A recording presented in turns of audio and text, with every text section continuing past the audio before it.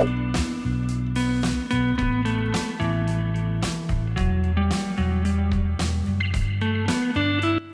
Friends, welcome to Y2K சமையல்.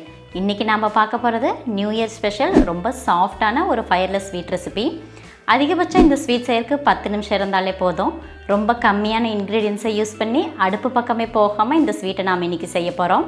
Beginners கூட ரொம்ப ஈஸியாக செய்யக்கூடிய வாயில் வச்சதுமே கரைஞ்சி போகிற ஸ்வீட்டை எப்படி செய்யுதுன்னு பார்க்கலாம். அதுக்கு முன்னாடி நம்ம சேனலை இன்றைக்கி தான் நீங்கள் ஃபஸ்ட் டைம் பார்க்குறீங்கன்னா சேனலை சப்ஸ்கிரைப் பண்ணுங்கள், கூடவே பக்கத்தில் இருக்க பெல் ஐக்கனை கிளிக் பண்ணுங்கள். இப்போ வாங்க ரொம்ப சாஃப்டான ஸ்வீட் செய்கிறது எப்படின்னு பார்க்கலாம்.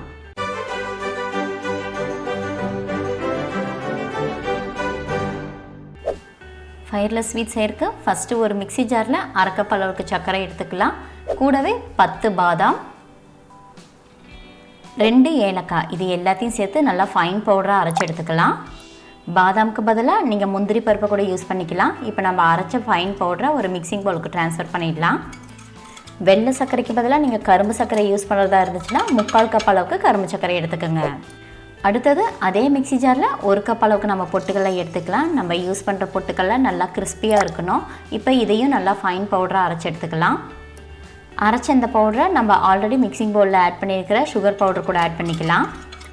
அடுத்தது நம்ம ரெடி பண்ணி வச்சுருக்க இந்த பவுடர் கூட 1 டேபிள் ஸ்பூன் அளவுக்கு பால் பவுடர், 3 டேபிள் ஸ்பூன் அளவுக்கு டெசிகேட்டட் கோகோனட், இது எல்லாத்தையும் நல்லா ஈவனாக மிக்ஸ் பண்ணி விட்டுக்கலாம். டெசிகேட்டட் கோகோனட் இல்லைன்னா நீங்கள் நார்மலாக நம்ம சமையலுக்கு யூஸ் பண்ணுற தேங்காயை யூஸ் பண்ணிக்கலாம். ஆனால் தேங்காயை யூஸ் பண்ணி நம்ம அந்த ஸ்வீட்டை செய்யும்போது ஸ்வீட் வந்து 4 நாளில் ஸ்பாயில் ஆகிடும். டெசிகேட்டட் கோகோனட் யூஸ் பண்ணால் நம்ம 10 டேஸ் வரைக்கும் அப்படியே வச்சு சாப்பிட்லாம். சர்க்கரை பவுடரையும் பொட்டுக்கடலை பவுடரையும் நல்லா ஈவனாக மிக்ஸ் பண்ணி விட்டுக்கலாம். அதுக்கப்புறம் இது கூட ஒரு பிஞ்ச் அளவுக்கு நான் ஃபுட் கலரை ஆட் பண்ணியிருக்கிறேன். ஃபுட் கலர் வந்து ஆப்ஷனல் தான், உங்களுக்கு தேவைப்பட்டால் நீங்கள் ஆட் பண்ணிக்கிங்க, இல்லைனா இந்த ஸ்டெப்பை ஸ்கிப் பண்ணிக்கிங்க. நம்ம ஃபுட் கலரை ஆட் பண்ணி செய்கிற எந்த ரெசிபியும் வந்து ஃபுட் கலர்னால டேஸ்ட்டு கண்டிப்பாக மாறாது. அது வந்து கலருக்காக மட்டும்தான் நம்ம ஆட் பண்ணுறோம். அடுத்தது இந்த ஸ்வீட் செய்யறதுக்கு 2 டேபிள் ஸ்பூன் அளவுக்கு நான் பாலை யூஸ் பண்ணியிருக்கிறேன். ஆனால் அந்த பாலை வந்து கொஞ்சம் கொஞ்சமாக நம்ம ஆட் பண்ணிக்கலாம்.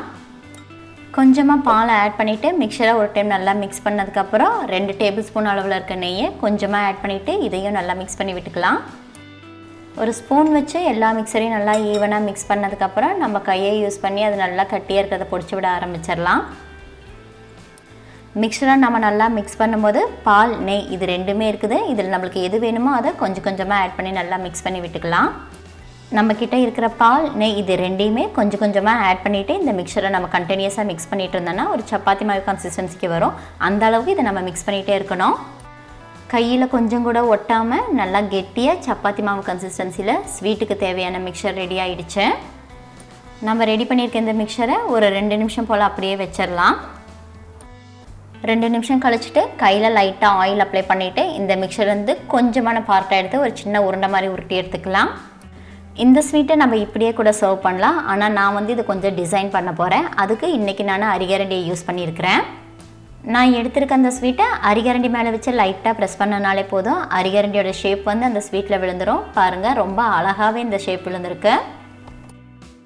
பார்க்குறக்கே ரொம்ப அழகான ஒரு டிஃப்ரெண்ட்டான ஷேப்பில் நம்மளுக்கு தேவையான ஸ்வீட் ரெடி ஆகிடுச்சு.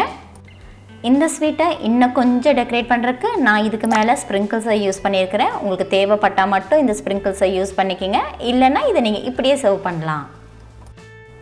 வீட்டுக்கு கெஸ்ட் வந்துட்டாங்கன்னா அவங்களுக்கு டீ போடுற டைம்லேயே இந்த ஸ்வீட்டை நம்ம ரொம்ப சுலபமாக செஞ்சிடலாம். வாயில் வச்சதுமே கரையிற ரொம்பவும் டேஸ்டியான ரொம்ப ரொம்ப சாஃப்டான ஸ்வீட் இது.